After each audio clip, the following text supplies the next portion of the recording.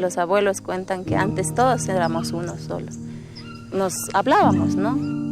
La huangana, el tapir, los peces, nos comunicábamos. En la cultura quichua o de las nacionalidades, la naturaleza somos nosotros, o sea, somos parte de la naturaleza. Entonces, cuando están hablando del derecho de la naturaleza afuera, por eso hay una confusión. O sea, para nosotros derecho, o sea, la naturaleza y la humano tiene otro derecho. No, o sea, por eso nosotros decimos, no somos defensores de la naturaleza, somos la selva que se defiende.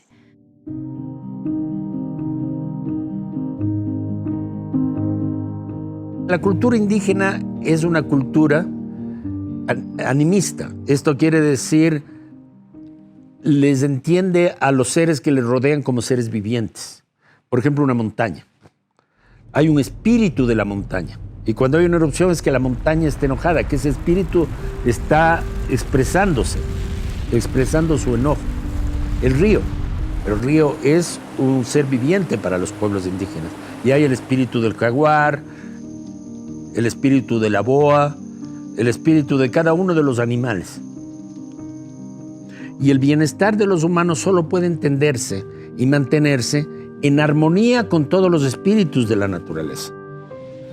Entonces, por eso los indígenas no pueden entender cómo nosotros vamos y destruimos la selva para sacar petróleo o para hacer una mina.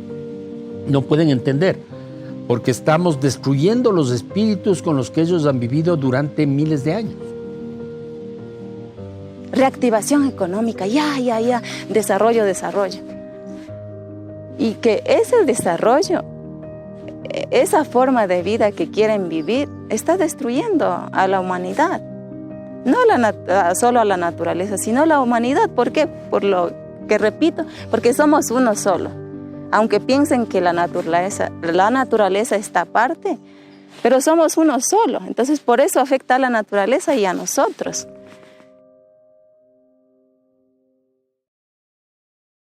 En suma causa y tiene, primero, la necesidad de que la armonía de los seres humanos con la naturaleza se mantenga.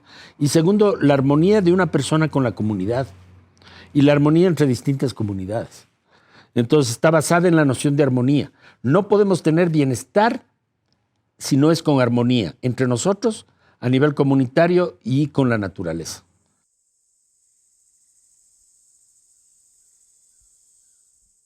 Nosotros como pueblos indígenas tenemos los principios de los pueblos indígenas: solidaridad, unidad, reciprocidad. No tener problemas con los vecinos. Eso es lo que no se está viendo para las futuras generaciones, porque solo estamos pensando en hoy, en el desarrollo económico. El vecino tiene más, yo por qué no. Entonces sacamos maderas, matamos animales, pescamos con dinamita.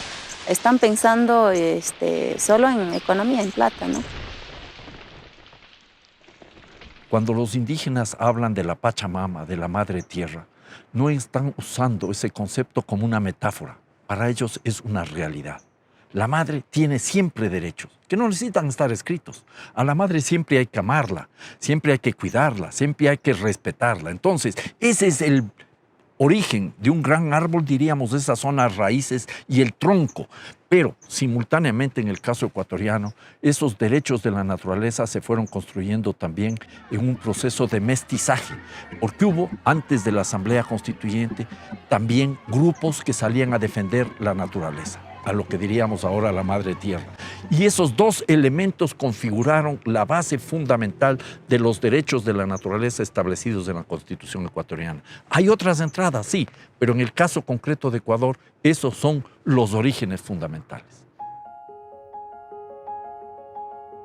El suma causa y para nosotros es tener un territorio sano, con abundantes recursos. Buena tierra donde se pueda cultivar y comer sanamente. Convivir con la naturaleza.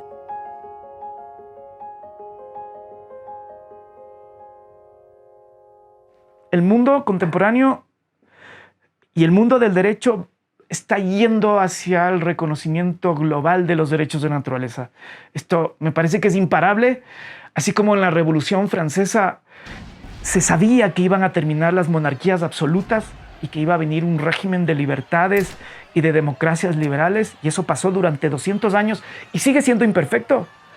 Me parece que acá lo que pasó en Ecuador en el año 2008 fue como me parece a mí que fue un momento de la naturaleza muy importante, porque esa conciencia de que jurídicamente hay que avanzar hacia una protección distinta y un relacionamiento distinto, tú vas a ver que esto ya es un fenómeno global. Ríos en India, ríos en China, ríos en Colombia, ríos en Argentina, la Amazonía en Colombia, la ley de los derechos de la madre tierra en Bolivia, algunas constituciones locales en Estados Unidos ya están reconociendo los derechos de naturaleza. Cuando tú miras lo que se está produciendo literariamente en todo lado, ahí estamos en un movimiento emergente y en una cruzada por salvar al planeta. Una de esas herramientas súper poderosas es el derecho. Y el derecho es una herramienta poderosa porque obliga al Estado y obliga a las personas y tiene mecanismos para que esas obligaciones se puedan cumplir.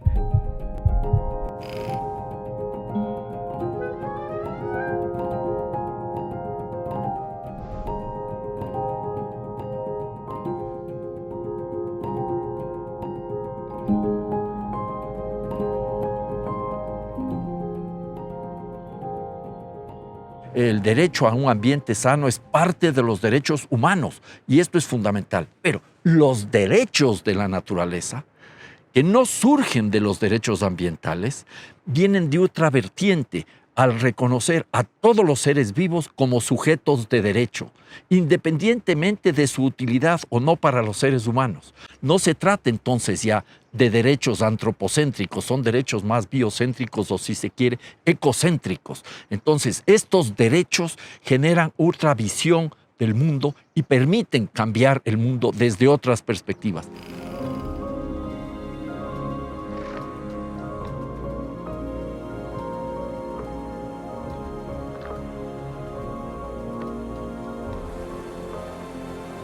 Lo del derecho ambiental solamente te dice no contamines tanto el río. Solamente está permitido que lo contamines con tanta cantidad de mercurio, tanta cantidad de toxinas, tantos contaminantes. Pasado esto ya no es permitido. Eso es lo que hacemos con la naturaleza porque la tratamos como un objeto. La tratamos como un objeto de propiedad a la que le podemos seguir contaminando, seguir golpeando. El cambio enorme que se da con los derechos de la naturaleza es considerar que la naturaleza, en efecto, como los seres humanos, no son sujetos, no son objetos, son personas jurídicas y son sujetos de derechos.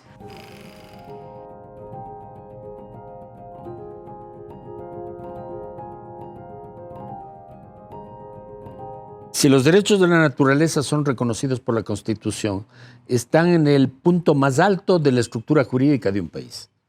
La Constitución es la ley de las leyes, es la ley a la cual todas las otras leyes del país tienen que sujetarse y obedecerla, ¿sí? Pero también se requiere su aplicación. Entonces, en este sentido, hemos dado un paso verdaderamente importante, muy importante desde el punto de vista jurídico, cuando la Corte Constitucional hace algunos meses, usando los derechos de la naturaleza, reconoció los derechos de los ecosistemas en un lugar amenazado en el bosque nublado, en la provincia de Imbabura, que se llama Los Cedros. Y allí se reconoció que la actividad minera estaba afectando los derechos de la naturaleza y por consiguiente se prohibió la continuación de la minería.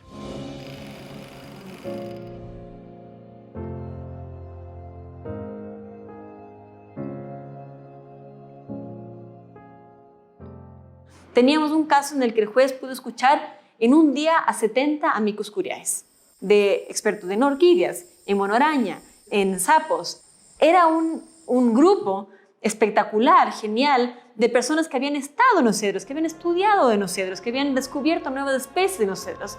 Entonces le dio al juez, ¿no es cierto?, en este caso Agustín Grijalva, que fue quien recibió el caso, la información extremadamente importante de gente, no solo del Ecuador, sino de todo el mundo, que estaban protegiendo esta área por ser tan biodiversa.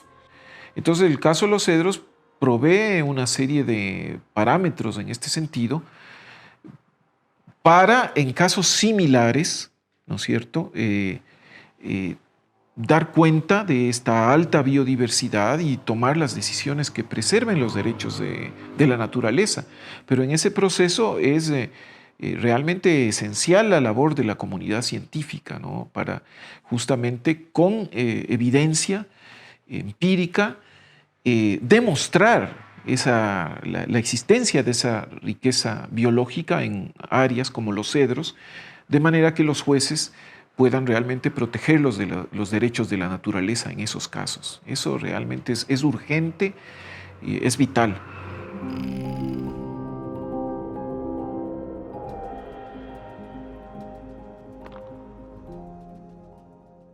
También el Estado, hay que decirlo, no actúa con seriedad porque en estos casos no presenta la información científica sobre la diversidad biológica que está en juego, ¿no? En el caso de los cedros en particular, a mí como juez me llamó mucho la atención que el Ministerio del Ambiente no presentara prácticamente ninguna información sobre la altísima biodiversidad biológica, sobre las especies en alto riesgo, endémicas, ¿no?, presentes en el bosque de los cedros.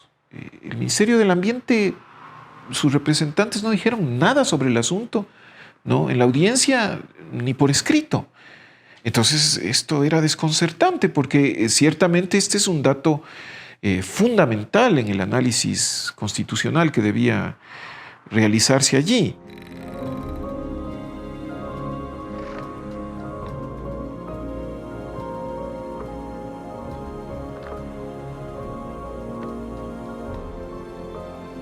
Un país que reconoce en su constitución los derechos de la naturaleza no puede reducir un registro ambiental, un permiso para uso de agua a un mero trámite, a veces automatizado. Desgraciadamente, en Ecuador los bosques protectores son lugares donde no puede darse agricultura ni ganadería, pero sí puede darse minería, que es un absurdo, no tiene ni pies ni cabeza. Pero en el caso de los cedros se fundamenta muy bien por qué la minería sería realmente una catástrofe para un lugar tan biodiverso. Y solo se logró porque habían muchísimos años de estudios científicos de la zona. Hoy por hoy tenemos a 244 concesiones mineras que se encuentran sobre bosques protectores y de esas 244 no tenemos información tan robusta como la teníamos con los cedros. Cuando haces una demanda a la corte, si tú logras demostrar qué es lo que, cómo era el río, el bosque, la montaña antes del proyecto extractivo o de un proyecto económico industrial, y luego vas viendo cómo se va perdiendo la capacidad ecosistémica. Si puedes ir monitoreando esto, esa es una prueba maravillosa en un juicio. Para un juez, un caso de derecho ambiental era fácil de resolver en el sentido que ya sabían cómo hacerlo. Con derechos de naturaleza no. Es un nuevo paradigma, es un nuevo mundo, y para resolver un caso de derechos de la naturaleza, el juez ya no puede hacerlo solo. Lo tiene que hacer con el apoyo de un científico, de un ecólogo, de un herpetólogo, ¿no es cierto?, de un miembro de la comunidad, de un experto en agua, un hidrólogo. Tienes que hacerlo con una serie de expertise porque él tiene que entender qué significan los ciclos vitales, cuándo se irrumpieron el mantenimiento, funciones ecológicas de la naturaleza, que son temas que los jueces normalmente no manejan.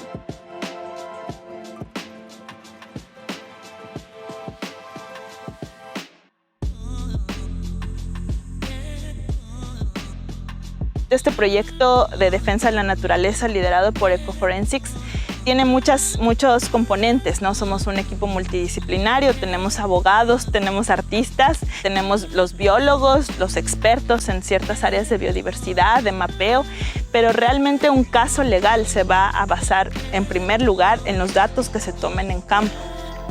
La densidad de los primates en esta área, por ejemplo, ¿no? Entonces es muy importante que el equipo que estamos formando tenga esas bases súper bien claras de cómo tomar datos y de tomarlos con rigor científico.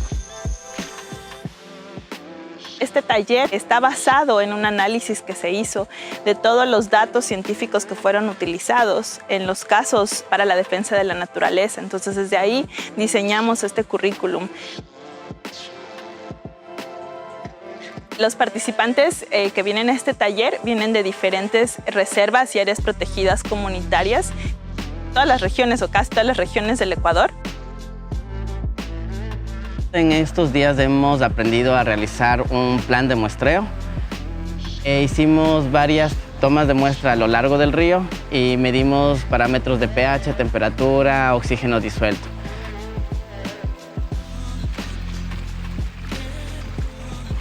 Darles pautas, ¿no? de que ellos puedan registrar datos para ver las características que está dando esta agua en función del tiempo.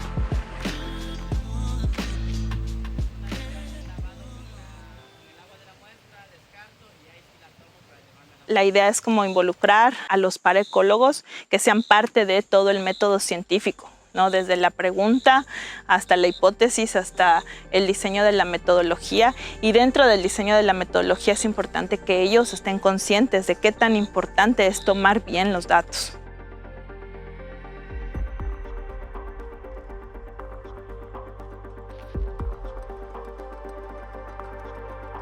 ¿Cómo escuchamos a la naturaleza? Desde el mundo mestizo hemos perdido esa capacidad. En ese proceso de diálogo, de reencuentro con la naturaleza, tenemos que comenzar a aprender a escuchar a la naturaleza. No podemos poner en riesgo el equilibrio de un sistema ecológico. No podemos poner en riesgo una especie. No podemos poner en riesgo la vida misma de los seres humanos. Entonces, decir que la naturaleza tiene derechos quiere decir que los seres humanos tenemos responsabilidades frente a la naturaleza. Y de alguna manera también es reconocer que el ser humano necesita de la naturaleza y también es parte de la naturaleza. El summa causa y para nosotros es tener un territorio sano, con abundantes recursos y convivir con la naturaleza, la selva, animales y buena tierra donde se pueda cultivar y comer sanamente. Solidaridad, unidad, reciprocidad.